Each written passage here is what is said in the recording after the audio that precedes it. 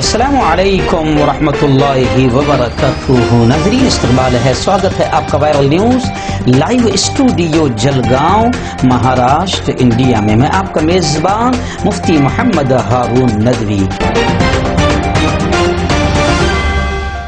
अस्सलामु अलैकुम वरहमतुल्लाहि वबरकातुहू। नाज़रीन, इस्तक़बाल है, स्वागत है आपका viral news live studio Jalgaon, Maharashtra, India में। मैं आपका मेज़बान मुफ्ती मोहम्मद हारून नदवी। आइए इंटरनेशनल टॉप 5 न्यूज़, दुनिया की 5 बड़ी ख़ास अहम खबरों पर नज़र डालते हैं। जी नाज़रीन, सबसे पहले मैं अपील करूँगा कि जो साथी नए हैं, अभी तक इस बेबाक सच्चे चैनल से जुड़े नहीं हैं, अगर आप चाहते हैं कि मुल्क भारत की सही और सच्ची खबरें, पूरी दुनिया की सही और सच्ची खबरें आप देखना और सुनना चाहते हैं, तो फिर इस बेबाक चैनल से जुड़ जाएं। सब्सक्राइब कर लें इस चैनल को, बेल आइकॉन घंटी के बटन को भी दबा दें और ऑल का जो ऑप्शन आएगा उससे भी क्लिक कर दें, दबा दें। ये तीनों काम करने से ये होगा कि आप चैनल के साथ जुड़ जाएंगे। हमारी हर खबर, हर वीडियो आपको आपके मोबाइल पर मिल जाया करेंगी। और हाँ नाज़रीन, हम हर रोज़ एक अपील करते हैं कि प्लीज़, ये एक प्राइवेट चैनल है और एक पूरी टीम काम करती है चैनल चलाने के लिए, बड़ा रुपया पैसा खर्च होता है, इसलिए हम आपसे अपील करते हैं कि जुल्म के खिलाफ, जालिमों के खिलाफ बेबाक अंदाज में बोलने वाले ऐसे चैनल को आप मजबूत कीजिए, ताकत दीजिए, बढ़ावा दीजिए, इसकी फाइनेंशियल हेल्प कीजिए, माली मदद कीजिए। स्क्रीन पर आप नजर डालें, हमारे चैनल का बैंक अकाउंट नंबर भी दिया जाता है। ऐसे ही अगर आप ऑनलाइन पैसा भेजना चाहते हैं तो गूगल पे, फोन पे और पेटीएम, तीनों का नंबर 9923223361 दिया जाता है। अल्लाह ने जो भी आपको ताकत दी है, अपनी ताकत के एतबार से आप चैनल की माली मदद ज़रूर करें। नाज़रीन, गुज़िश्ता रात में जो बयान हुआ था, जुमा का लाइव बयान, वो यूट्यूब पर वायरल न्यूज़ लाइव पर ही हमारे इसी चैनल पर अपलोड हो गया है। बहुत अहम बयान था।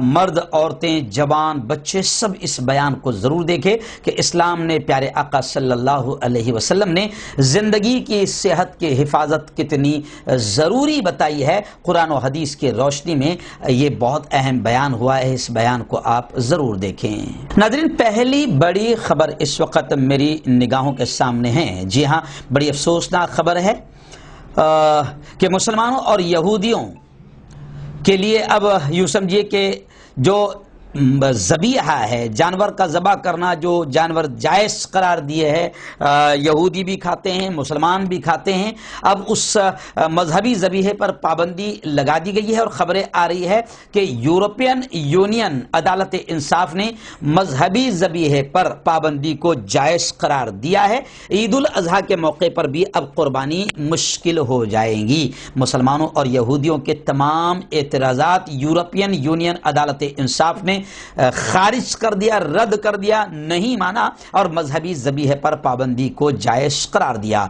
इसी वजह से अब यह कहा जा रहा है कि ईद उल अज़हा के मौके पर कुर्बानी भी अब मुश्किल हो जाएगी। यूरोपियन यूनियन की अदालत बराए इंसाफ ने यूरोपियन मेंबर ममालिक की जानिब से मजहबी ज़बीहे पर पाबंदी को जायज़ करार दिया।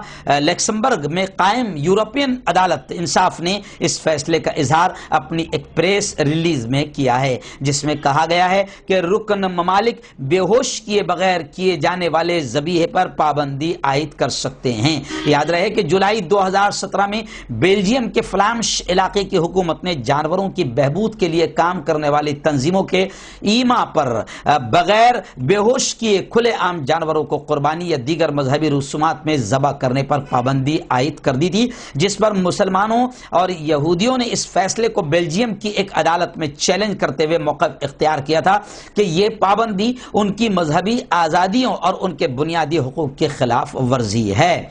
लेकिन बेल्जियम की आईनी अदालत ने इस मौजू पर राय देने के लिए उसे यूरोपियन कोर्ट ऑफ जस्टिस को रेफर कर दिया था, जिस पर अदालत ने अपनी राय देते हुए कहा कि इस बात की ज़रूरत है कि मजहबी ज़बीहा करने और जानवरों की बहबूद के दरमियान एक मुनासिब तवाज़ुन रखा जाए। बता दें कि इस साल सितंबर में عدالت کے ایڈوکیٹ جنرل نے عدالت کو رائے دی تھی کہ حکومتوں کی جانب سے بے ہوشی کے بغیر جانوروں کو ذبح کرنے پر پابندی مسلمانوں اور یہودیوں کے مذہبی عقیدے کی خلاف ورزی ہے، لیکن عدالت نے اپنے ایڈوکیٹ جنرل کی رائے سے اختلاف کرتے ہوئے حکومتوں کو یہ پابندی عائد کرنے کی اجازت دے دی ہے، جس پر یہودیوں اور مسلمانوں نے سخت تشویش کا اظہار کرتے ہوئے اسے European court of human rights میں چیلنج کرنے کا اعلان کیا ہے۔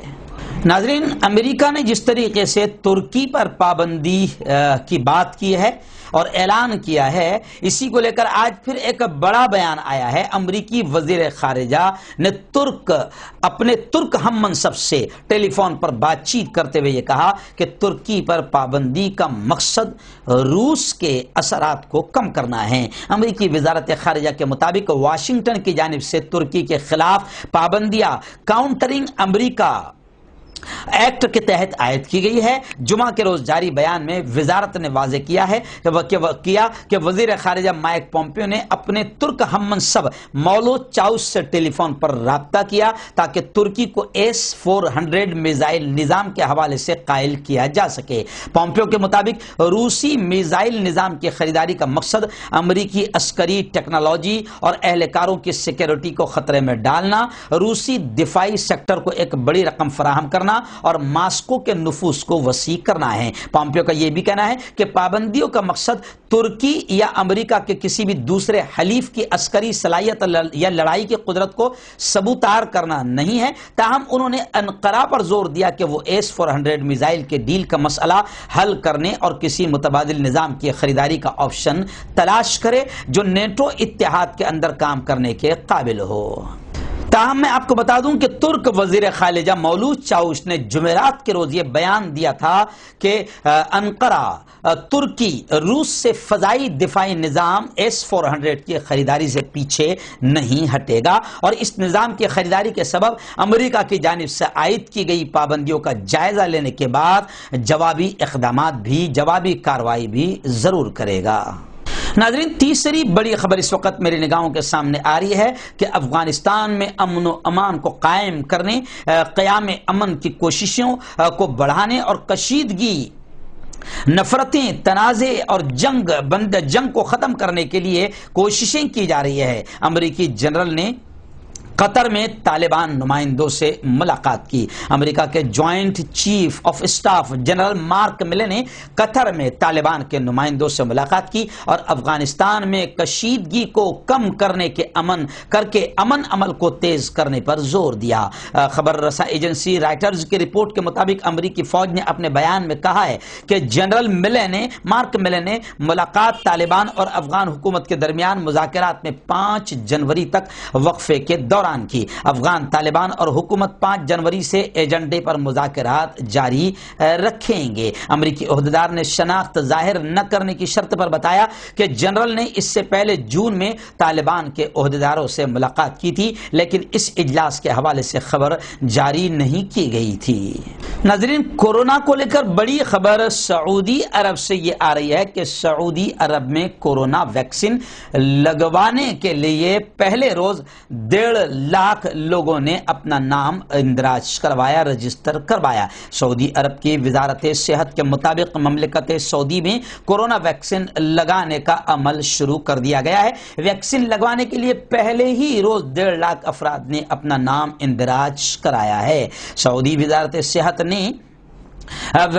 صحت کے اسسٹنٹ سیکرٹری ڈاکٹر عبداللہ اسیری نے العربیہ کو بتایا کہ کورونا وائرس سے بچاؤ کی ویکسین لگوانے کے لیے سعودی عرب میں نام لکھوائے جا رہے ہیں، اور انہوں نے کہا کہ رائے عامہ کے جائزوں سے انکشاف ہوا ہے کہ لگ بھگ 60 سے 70% سعودی اور غیر مقامی افراد ویکسین لینے کے خواہش مند ہے۔ جمعرات کو سعودی عرب نے کورونا وائرس سے بچاؤ کی ویکسین مہم کے پہلے مرحلے کا آغاز کیا، جس میں 65 سال سے زیادہ عمر کے افراد اور انتہائی خطرے کا کام کرنے والے کارکنوں کو ویکسین کا ہدف بنایا گیا ہے۔ وہیں پر بڑی خبر کورونا کو لے کر اسکاٹ لینڈ سے بھی آ رہی ہے کہ وہاں پر بھی کورونا کی دوسری لہر نے شدت اختیار کر لی ہے۔ حکومتی ہدایات پر عمل نہ کرنے پر پولیس نے 2000 شہریوں کو جرمانے کیے اور 280 کے قریب افراد کو گرفتار بھی کیا ہے۔ ناظرین بڑی خبر اس وقت یہ بھی آ رہی ہے کہ امریکہ کے جو نئے صدر منتخب ہوئے ہیں president of America Joe Biden, جی ہاں خبر یہ آ رہی ہے کہ جو بائیڈن کے ساتھ ایران نیا جوہری معاہدہ نہیں کرے گا۔